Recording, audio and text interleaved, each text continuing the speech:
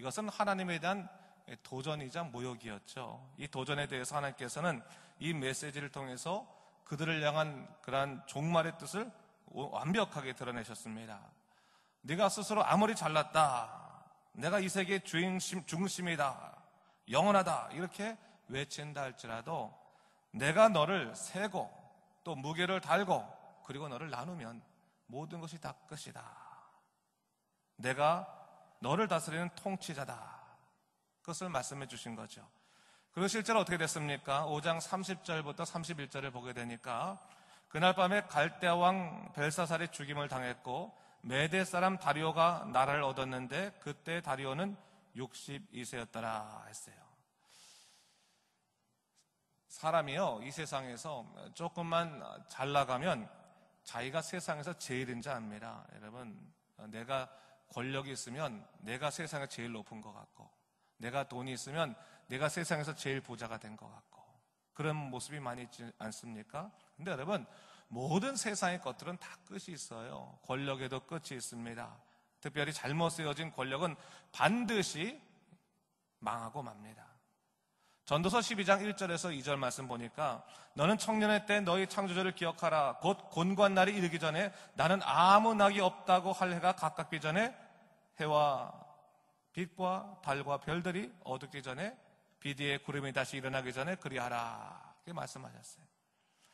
여기서 말한 청년의 때라고 하는 것은 단순히 젊은 날의 시절만을 의미하는 것은 아니죠. 그것은 뭡니까? 우리가 힘이 있을 때, 우리가 돈이 있을 때, 우리가 세상적인 형통의 삶을 추구하고 풀려나가고 있을 때, 그때 아무것도 두려울 거 없는 그런 때, 오히려 그때 너희가 무엇을 기억해야 되냐? 너를 창조하신 하나님을 기억해야 된다. 언젠가는 그 모든 것들을 내려놔야 그때가 오기 때문에 너희는 오히려 네 스스로가 아무 문제가 없다고 여겨질 그때 하나님을 기억하고 그분의 말씀에 따라서 미래를 준비해야 된다라고 하는 것을 얘기하고 있는 것이죠. 여러분, 만사가 형통할 때요, 오히려 더 겸손하게 나를 창조하신 하나님을 우리가 기억해야 됩니다. 여러분, 하나님께서요, 여러분의 창조자시고 모든 것을 주관하시는 전능자이심을 잊지 말아야 되는 겁니다. 그것이 인간이 사는 법이다.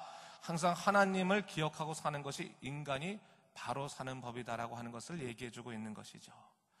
자, 바벨론 왕 벨사살이 귀족 1000명을 데리고 궁전잔치를 벌였습니다. 아마도 초청받은 이 귀족 1000명들이 얼마나 신났겠습니까? 왕이 초청하지 않았습니까? 당시 벨사살이 어떻습니까? 그 권력이 영원할 줄 알았습니다. 그러다 보니까 사람들도 이 벨사살에게 잘 보이면 모든 것이 잘 풀리겠지라고 생각했던 것 같습니다. 이 벨사살도 또한 자기의 권력이 끝이 없는 줄 알았습니다. 그래서 어떡합니까?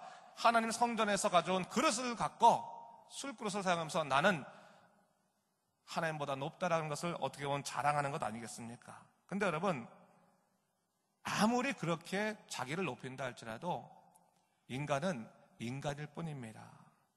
하나님 밖에서 인간이 얻을 수 있는 것은 아무것도 없습니다. 하나님이 문을 닫으신 모든 것이 끝입니다. 그것이 인간의 삶입니다. 반대로 하나님이 문을 여시면 모든 것이 다 새로워집니다. 벨사살의 권력이 그렇게 허망하게 끝날 줄 어떻게 알았습니까? 역으로 노예로 끌려간 다니엘의 삶이 총리 대신까지 이를 줄은 또 어떻게 알았습니까? 단지 그가 똑똑하다고 된 것이었습니까? 그것이 아니죠. 하나님이 주관하시기 때문에 되는 겁니다. 하나님이 주관하신다면 바닥으로 떨어진 자도 하나님께 들어 써주시는 거고, 아무리 높이 있는 자들도 하나님이 내리고자 하시면 떨어지는 겁니다. 그것이 바로 하나님의 세계의 원리이고 모습입니다.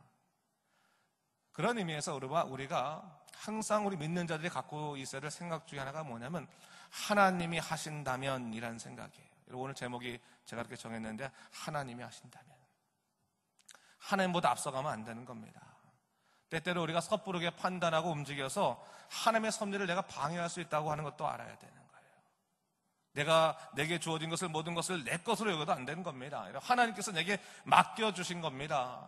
내가 갖고 있는 물질이요? 내 것 아닙니다. 하나님이 내게 맡겨주셨어요. 내가 갖고 있는 시간? 내 것 아닙니다. 하나님께서 내게 잠시 주신 것입니다. 내 자녀들 아무리 잘 된다 할지라도 내 것 아닙니다. 하나님께서 내게 맡겨주신 것입니다. 내게 속해 있다 할지라도 내 것이 아닙니다. 내 것으로 여기면 안 됩니다. 내 것이라고 여기는 순간 우리는 자꾸 신앙적이지 못한 판단을 할 수밖에 없어요. 내 맘대로 사용해야 되는 거 아니겠습니까? 시간도 마찬가지고 내 자녀도 내 맘대로 움직이려고 하다 보니까 하나님 뜻과 어긋나지 않습니까? 청지기 사상을 가져야 되는 거예요. 내가 이 땅에 하나님께서 내게 맡겨주신 것을 내가 어떻게 하나님 뜻대로 잘 사용할 수 있을까?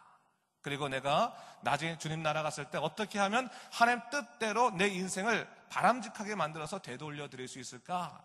그 생각을 우리가 좀 해야지. 여러분, 우리 하나님 중심의 생각, 또한 청지기 중심적인 이 내 청지기로서의 생각을 언제나 잊지 말아야 할 것이라는 사실입니다. 그런 차원에서 여러분, 하나님의 종이라고 하는 생각을 우리가 가져야 되는 거예요. 여러분, 우리 목사들만 뭐 하나님의 종 그러지, 여러분, 하나님의 종은 다 우리가 다 하나님의 종입니다. 하나님의 종입니다. 다 우리가 하나님의 종인데 어떻게 하면 우리가 하나님의 종으로서 잘 살아갈 수 있을까? 여러분, 하나님의 다스림을 온전히 받아야지만 하나님의 종으로서 우리가 잘 살 수 있는 겁니다. 때때로 우리가 살아가면서요, 불안할 때 있습니다. 캄캄할 때 있습니다. 그런데 여러분, 그럴 때조차도 우리가 하나님을 바라보는 거예요. 하나님이 나를 사셨어요. 핏값으로 사셨어요. 그렇다면 내가 핏값으로 사신 종일진데 하나님께서 나를 책임지지 않겠습니까? 하나님을 우리가 절대적으로 의지하는 삶을 살아가야 되는 것입니다. 믿으십니까? 그 고백이 우리 안에 있어야 되는 거예요. 하나님을 의지하는 삶으로 살아가야 된다. 그렇다면 섭리를 의지하는 삶, 섭리를 우리가 받아들이는 삶은 어떤 것인가? 한번 오늘 본문을 통해서 살펴봤으면 좋겠는데요.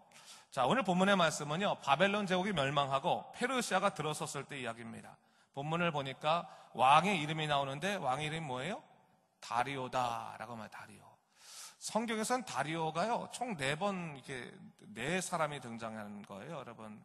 오늘 본문에 나오는 메대 사람 다리오뿐만 아니라 다리오 1세, 2세, 3세까지 등장합니다. 근데 다 다르기 때문에 같은 사람이나 봐서 안 되고 오늘 다리오가 누구인지를 좀 봐야 되는 것이죠.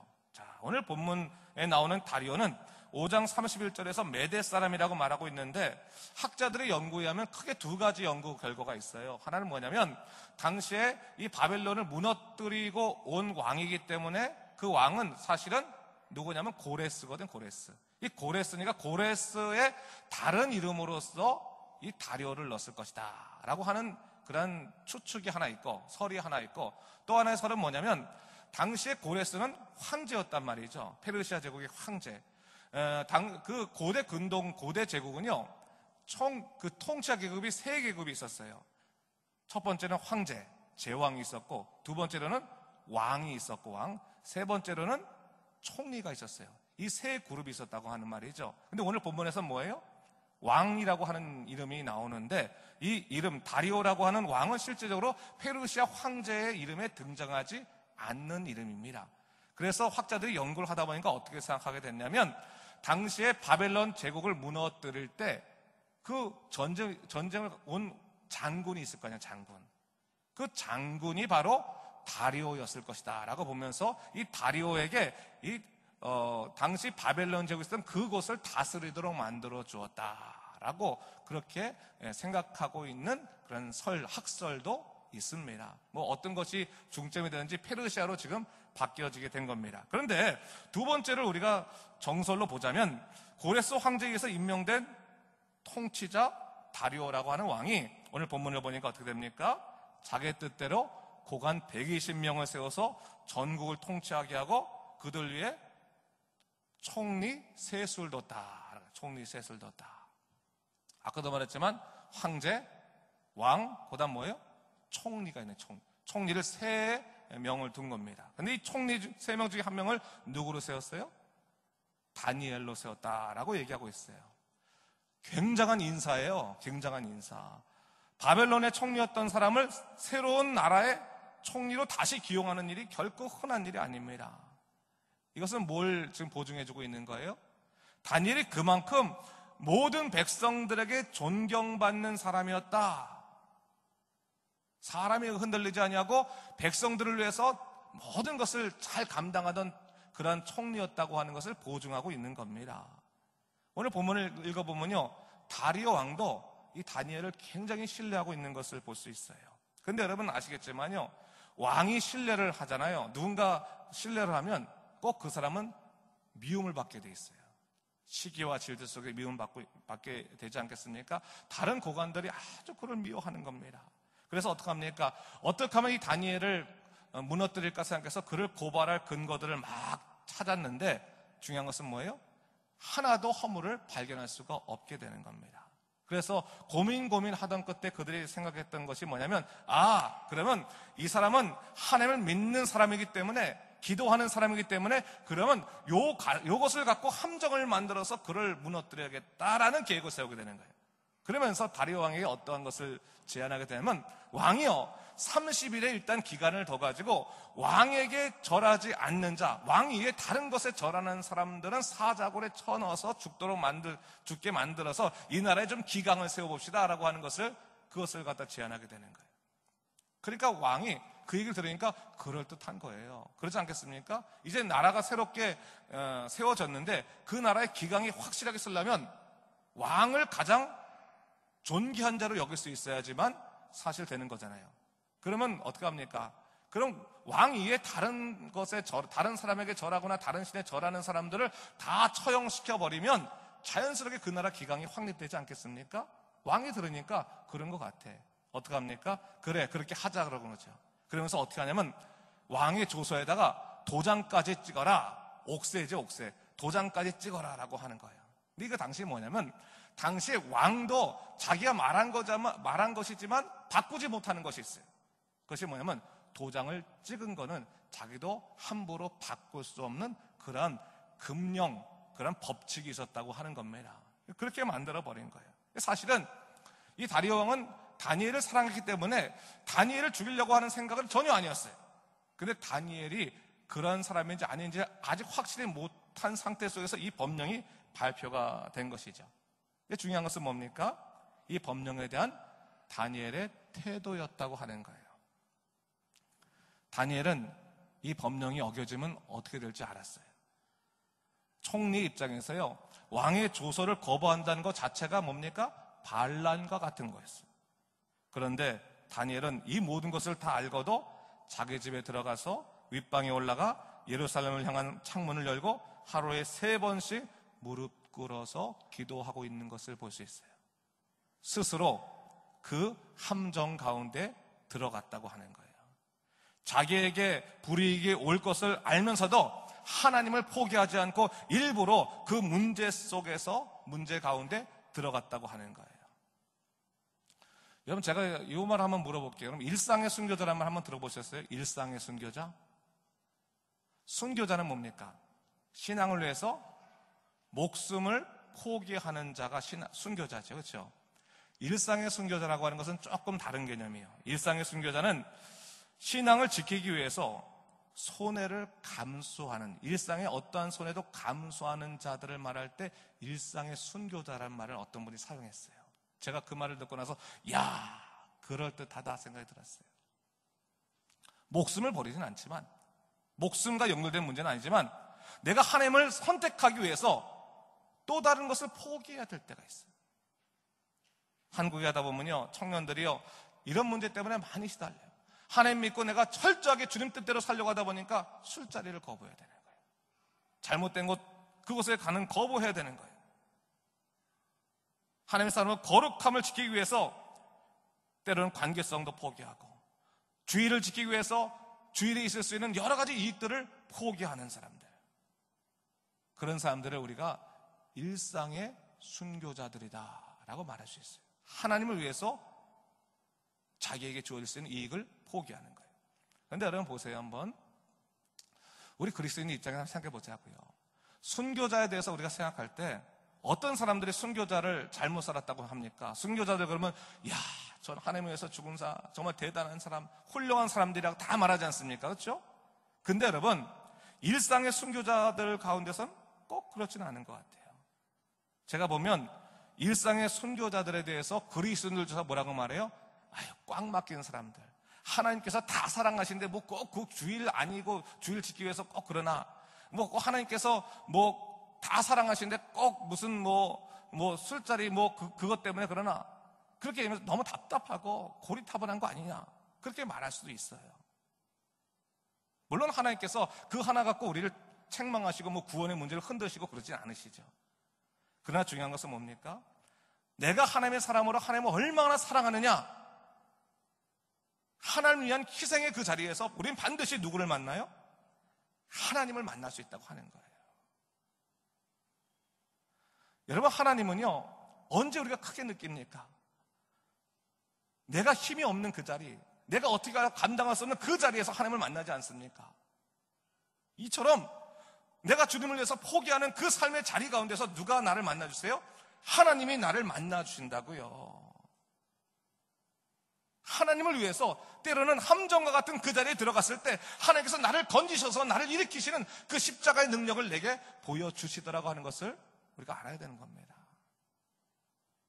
우리가 하나님을 왜 경험하지 못합니까? 왜 우리가 하나님의 기적을 왜 경험하지 못합니까? 하나님의 기적이 일어날 수 있는 그 자리 가운데 우리가 들어가지 않기 때문에 너무나 우리는 모험하기를 싫어하고 너무나 우리는 안전하게 신앙생활하다 보니까 하나님께서 위험한 자리에서 우리를 건지실 수 있는 그 놀라운 역사의 그 경험들을 못할 때가 적지 않아요. 여러분, 일상의 순교자가 귀한 거예요. 여러분, 귀한 거예요. 하나님을 위해서 내가 어떻게 살아야 되는지.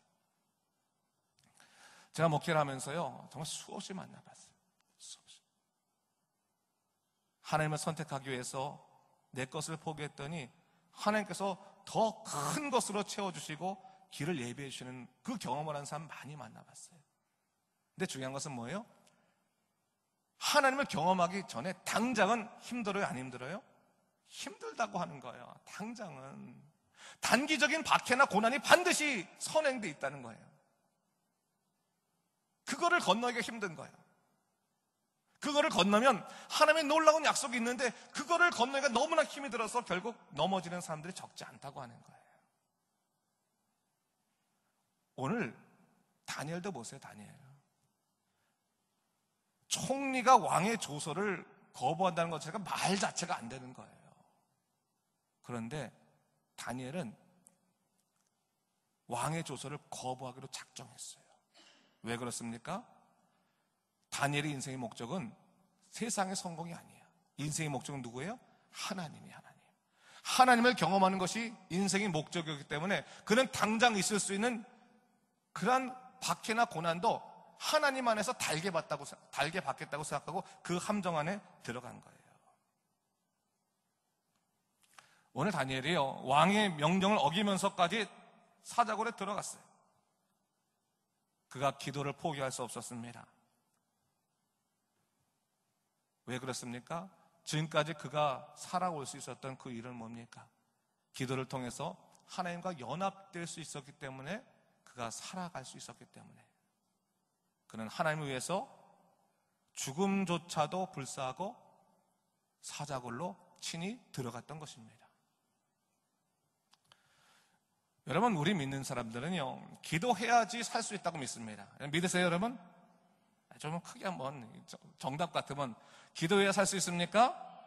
네. 그런데 여러분, 오늘 본문의 정황이 뭡니까? 기도하지 않아야지만 살 수 있다고 하는 거예요. 오늘 본문에 나온 거잖아요. 기도하면 죽는 거예요. 기도하지 않아야 살 수 있다고 얘기하고 있는 거예요. 만약 삶의 목적이 사는 것이라면 당연히 이러한 상황 속에는 기도를 쉬어야 돼요. 30일만 쉬면 되는 거야. 오래 쉴 필요도 없어. 딱 30일만 눈 딱 감고 기도하지 않고 지나가면 30일 후에 기도 또 생활하면 되는 거잖아요. 30일만 참으면 되는 거예요. 30일만 기도하지 않으면 살 수 있어요. 근데 다니엘이 그 30일을 포기하지 않는 거예요. 왜 그렇습니까? 그의 목적은 하나님과 연합이야. 지금까지 하나님과 연합으로 살았는데 하루도 연합을 포기할 수 없기 때문에 그는 죽을지라도 하나님과 연합을 위해서 기도의 자리로 들어갔던 것입니다. 사는 것이 목적이 아니라 하나님 안에서 연합되는 것, 주님과 연합하는 것이 목적이었기 때문에 그는 어떠한 손해도 감수하고 들어갈 수 있었다고 하는 것을 이야기하고 있는 것이죠. 여러분, 기도의 목적, 여러분 기도 열심히 하시죠? 기도의 목적이 여러분들의 문제 해결에만 초점이 맞춰져 있다면, 좀 더 쉬운 문제 해결 방법이 있다면 여러분 굳이 기도하실 필요 없는 거예요. 기도의 목적 자체가 문제 해결이에요. 그러면 해결을 할 수 있는 것은 기도 안 할 거 아니에요. 어려운 문제 생겼을 때만 기도할 거 아니에요. 기도의 목적은 문제 해결이 아니에요. 기도의 목적은 뭡니까? 하나님과 연합이에요. 하나님과 연합이 기도의 목적인 거예요. 하나님과 연합되었을 때 우리의 삶은 변화되는 거예요. 하나님과 연합되었을 때 우리는 완전히 다른 삶을 살게 되는 거예요. 하나님과 연합되었을 때 우리는 이 세상에 누릴 수 없는 놀라운 역사를 누리게 되는 거예요. 그것을 오늘 얘기하고 있는 거예요. 여러분, 삶의 이 세상에 있는 자잘한 인생의 결과를 갖고 하나님의 놀라운 은혜를 평가하려고 하지 마세요. 그게 하나님의 평가의 기준이 돼서는 안 돼요. 제가 언젠가 이런 얘기를 들었어요. 19세기 최고 설교가라 할 수 있는 영국의 조지프 파터라는 사람이 있어요. 근데 이 조지프 파커가 어느 날 길거리를 가다가 무신론자들하고 싸움이 붙었어요. 논쟁이 붙었어요. 근데 이 무신론자 중에 한 명이 이렇게 얘기하는 거예요. 스데반이 돌로 얻어맞고 있을 때 하나님은 무엇 하셨습니까? 아니, 스데반과 같은 위대한 신앙인이 돌로 맞아 죽고 있을 때 하나님은 뭐 하셨대요? 이게 이제 그들에게 갖고 있는 질문이었어요. 그때 이 파커 목사님이 순간적으로 이것을 사람의 목소리로 해결돼서는 안 되겠다라고 하는 고민하던 중에 성령께서 그 마음 가운데 지혜를 주셨는데 어떤 말을 하게 하셨냐면, 하나님께서 스데반에게 자신을 향해 돌을 던지는 사람들을 위해서 기도할 수 있는 은혜를 주셨습니다. 그렇게 얘기했더라는 거예요. 하나님은요, 인생의 정말 절망 가운데서도, 일이 안 풀릴 마지막 가운데서도 우리로 하여금 하나님과 연합을 추구하게 하세요. 기도하게 하시고, 하나님의 은혜를 누리게 하시고, 하나님의 뜻에 따라 용서하게 하시고. 우리 인생의 목적이, 우리 기도의 목적이 어디에 있는지를 분명히 좀 알아야 되는 거예요. 우리 기도의 목적이 세상에 있으면 하나님은 인생의 도움이라. 그러나 우리 인생의 목적이 하나님께 있으면 우리 기도는 언제나 하나님과 연합된 삶을 추구하게 한다라고 하는 것을 우리가 믿을 수 있어야 되는 겁니다. 그런 의미에서 여러분, 우리가 오늘 본문의 말씀을 좀 더욱더 잘 알았으면 좋겠다고 하는 것이죠. 오늘 본문에서 다리오 왕이 다니엘이 얼마나 하나님을 경외하는지 알았어요. 그래서 사자굴에 들어갈 때도 하나님께서 그를 보호하지 않으실까 생각하면서 그렇게 믿고 오히려 다리오 왕이 말하고 있는 장면이 나옵니다. 16절 말씀인데 16절 말씀 한번 같이 한번 읽어볼까요? 16절 읽겠습니다. 시작. 이에 왕이 명령하며 다니엘을 끌어다가 사자굴에 던져 넣는지라. 왕이 다니엘에게 이르되 네가 항상 섬기는 너희 하나님이 너를 구원하시리라 하니라 했어요.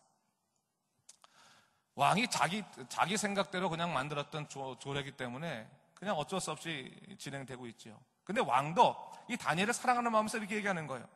네가 항상 섬기는 너희 하나님이 너를 구원하실 것이다. 맞습니까? 틀립니까? 맞아요, 여러분.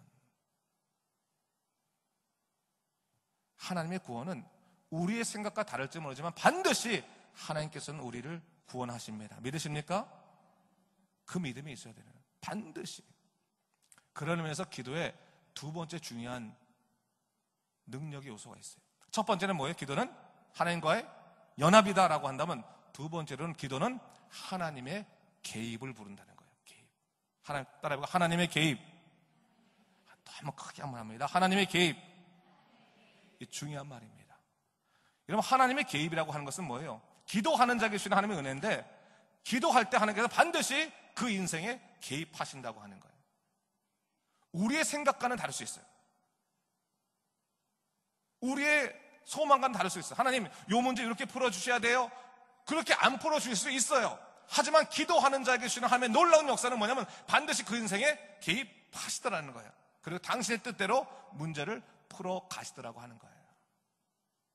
다니엘이 기도하는 사람이었어요. 사자굴 들어가서 뭐 했겠어요? 사자야, 어떻게 하면 좋을까? 도망 다녔겠어요? 기도했을 거라고. 기도하는 자에게 하나님께서 구원은 임하게 되는 거예요. 기도할 때 하나님의 개입은 시작되는 거예요. 그래서 잊지 말아요. 여러분, 기도할 때 믿음으로 기도해야 될 분명한 이유가 뭐냐면, 기도는 반드시 하나님의 개입을 불러일으켜요. 기도는 하나님과 연합될 뿐만 아니라 기도는 하나님의 개입을 불러일으키기 때문에, 비록 내가 어떻게 살아갈지는 모르지만 기도할 때는 분명히 하나님께서 개입하셔서 나로 하여금 피할 길을 내어주시고 내가 전혀 생각지 못한 새로운 길을 통해서 당신의 살아계심을 증거하시더라고 하는 거예요. 여러분, 일상 속에서 하나님 믿는 것 쉽지 않죠? 기도하세요. 기도는 하나님과 연합뿐만 아니라 하나님의 개입을 불러일으키는 거예요. 마음이 들어올 때 기도해야 되는 거예요. 하나님이 개입하시는 거예요. 어떤 식으로 역사할지 모르지만 하나님이 개입하신다고 해서 분명한 거예요. 이게 성경의 약속인 거예요. 내 식대로 개입은 하지 않으실지 몰라. 내 식대로 해결하시지 않을지 몰라요. 하지만 기도하면 하나님은 반드시 개입하셔서 우리 삶 가운데 당신의 능력을 보여주시더라고 하는 것입니다. 다니엘이 사자굴에 들어가서 기도했어요. 그랬을 때 하나님께서 개입하셨죠? 하나님께서는 아마도, 저는 생각해 봤어요. 분명한 것은 나중에 굴에 돌을 갖다 이렇게 옮겨 놓으니까 다니엘이 살아 있었잖아요. 사자가 어떻게 하고 있었을까? 참 궁금한 거예요, 사자가 계속 자고 있었을까? 사자가 꼬리를 살랑살랑 흔들면서 이렇게 다니엘하고 놀고 있었을까? 그것은 몰라. 여러분, 다니엘 굴 속에서 뭐 하고 있었는지 아는 분이 있으면 저한테 한번 와주세요. 저 성경 공부 좀 하게. 저 몰라요. 근데 중요한 건 뭐예요? 기도하는 자가 굴 속에 들어가고, 그리고 누구나 다 죽었다고 생각하는 그 시간대에 나왔을 때는 그가 어떻게 해요? 살았다는 것은 분명해요. 안에 어떤 일이 있었는가는 중요하지 않아. 사자가 자고 있던, 사자가 갑자기 입에 고통이 있어서 끙끙 앓고 있던 그런 건 하나도 중요하지 않아. 뭐가 중요해요? 하나님께서 사자를 멈추게 하셔서 다니엘을 살리셨다는 그 한 가지 사실이 중요한 거예요. 기도하는 자에게 있는 놀라운 역사가 이거예요. 여러분들 기도할 때요, 하나님, 내가 열심히 기도하고 있는데 왜 이렇게 안 가죠? 저는 이렇게 가길 기도하고 있는데요, 하나님. 이렇게 가야지 정답인데요. 걱정하지 마세요, 여러분. 이렇게 가건 이렇게 가건 하나님께서 기도하는 자에게는 반드시 개입하셔서 우리를 하여금 하나님이 살아계시다고 하는 사실을 증거해 주실 것입니다. 그걸 우리가 고백할 수 있어야 되는 겁니다.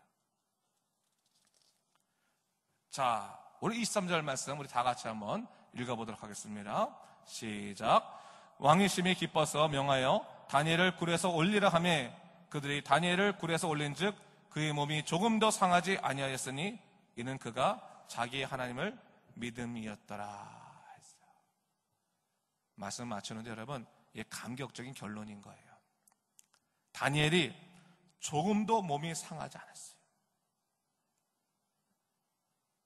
그 이유를 뭐라고 말하는 거예요? 그가 자기의 하나님을 믿었다 얘기하고 있어요. 내 하나님, 권사님이 하나님, 목사님이 하나님이 아니라, 우리 아버지 하나님이 아니라 내 하나님을 내가 믿었더니 하나님께서 그의 삶을 인도해 주셨다고 하는 거예요. 여러분, 제가 목회하다 보니까요, 하나님 믿는다고 말하면서 자기 하나님 고백하지 않은 사람 제법 있더라고요. 교회는 다니는데 믿음은 없어요. 여러분, 내 하나님 고백해야 돼요. 내 하나님, 나를 구원하신 하나님, 나를 지키시는 하나님, 나와 함께 하신 하나님, 그 하나님을 고백할 때, 믿을 때 우리 하나님께서 나를 인도하시고 도우시고 놀랍도록 함께 하신다는 그 사실을 경험하게 될 것입니다. 하나님께서요, 다른 곳에 계셔서 나한테 오지 못할까, 그런 얘기 하지 마세요, 여러분. 하나님께서, 하나님 왜 저 김지사 기도는 들어주시고 제 기도는 안 들어주세요? 그런 거 없어요, 여러분. 하나님은 반드시 기도를 들어주시는 거예요. 예? 내 하나님 고백하세요. 믿음으로 고백하면 하나님께서 여러분을 통해서 당신의 살아계심을 능히 지켜주시고 우리의 갈 길과 모든 삶을 주님께 책임져 주실 것입니다. 믿음으로 고백한 여러분 되실 주님의 이름으로 축원합니다. 네, 기도하겠습니다. 이 시간 잠깐 기도하는데, 주 하나님 아버지, 우리가 내 하나님을 고백하게 하여 주시옵소서. 우리가 기도를 하고 하나님의 놀라신 역사 가운데 있게 하여 주시옵소서. 정말 나의 하나님 되심을 고백하고 어떤 삶의 어려움 가운데서도 정말 주님을 의지하고 살게 도와주시옵소서. 일상의 순교자가 되도록 인도하여 주시옵소서. 오직 하나님 뜻대로 살도록 주여 하나님을 붙들고 살아가는 믿음의 사람 되게 하여 주시옵소서. 하늘에 속한 사람 되게 하여 주시옵소서. 우리가 그 마음 품고 이 시간 잠깐 함께 우리가 소리내어 기도했으면 좋겠습니다. 한번 주여 한번 부르고 함께 기도합니다. 주여 아버지 하나님 주여 감사합니다. 아버지 이 시간 아버지 기도할 때 주여 성령으로 함께하여 주시옵소서. 아버지 우리 믿음 생활할 때 아버지 때때로는 아버지 우리 뜻대로만 살아갔습니다. 아버지 하나님 믿는다고 말하면서 내 식대로만 살아갔습니다. 아버지 기도하면서 실망했습니다. 아버지 믿음으로 기도하지 못했습니다. 주여 인도하여 주시옵소서. 아버지 이 시간 아버지 우리 기도할 때 내 하나님 내가 고백하고 믿음 살도록 인도하여 주시옵소서. 하나님 나와 함께 하신 내 무엇을 걱정하겠습니까? 주여 나와 함께 하신 그 하나님을 내가 고백하게 도와주시고 주님만을 믿으며 살아가도록 주여 붙잡아 주시옵소서. 다니엘이 아버지 사자굴에 갈지라도 그는 하나님을 포기하지 않았습니다. 그 인생의 목적은 하나님이셨습니다. 그의 기도의 목적도 하나님이셨습니다. 아버지 세상에는 하나님이셨습니다. 하나님께서 인생을 포기하지 않고 아버지 온전히 주님을 위해서 살았습니다. 주여 붙잡아 주시옵소서. 우리가 아버지 주님을 의지하고 살게 도와주시고 주의 놀라신 약속대로 살도록 주여 붙잡아 이것을 믿습니다. 성령 충만하게 해주시고 믿음 충만하게 해주시고 아버지 은혜 충만하도록 인도하여 주시옵소서. 예수 그리스도의 힘으로 나가도록 도와주시고 주의 성령 능력으로 아버지 도와주시사 아버지 우리 주의 놀라신 약속만이 아버지 우리 마음을 붙잡도록 주여 역사하여 주시옵소서. 오직 하나님의 놀라운 약속을 아버지 품게 도와주시고 주의 놀라신 약속 가운데 살도록 주여 붙잡아 주시옵소서. 여기는 믿음의 사람들 아버지 주께서 복 내려 주시옵소서. 기도의 복을 허락하여 주시옵소서. 기도의 은혜를 허락하여 주시옵소서. 기도를 통해 하나님의 아버지 연합되게 도와주시고 기도를 통해서 하나님의 개입을 아버지 경험하게 도와주시고 하나님만이 나의 전부 되심을 고백하도록 주여 붙잡아 주시옵소서. 오직 성령의 충만함을 나가도록 도와주시고 주여 역사의 것을 믿습니다. 도와주시옵소서. 아버지 감사합니다. 주 하나님 아버지 감사합니다. 오늘 자리에 나서 기도하는 믿음의 사람들에게 하나님께서 기도의 은혜를 허락하여 주시옵소서. 기도를 통해서 아버지 하나님과 온전히 연합하게 도와주시고 기도를 통해서 하나님이 개입하신다는 그 은혜의 역사를 깨달아서 두려워하지 않고 세상에 이길 수 있는 승리할 수 있는 믿음의 사람으로 세워 주시옵소서. 우린 기도하면서도 의심할 때가 많이 있었습니다. 아버지 우리 기도하면서도 세상을 더 바라볼 때가 너무나 많이 있었습니다. 주여 우리가 하나님만 바라보게 하시고 하나님의 능력 가운데 살아가도록 주여 인도하여 주시옵소서. 오직 하나님만이 나의 전부 되시니 나의 하나님을 믿고 나의 하나님을 고백하고 살아갈 수 있는 믿음의 사람으로 굳건히 설 수 있도록 인도하여 주시옵소서. 주께서 모든 것 함께 하시고 주관할 것을 쌓으며 이 모든 말씀 예수님 이름으로 기도드립니다. 아멘.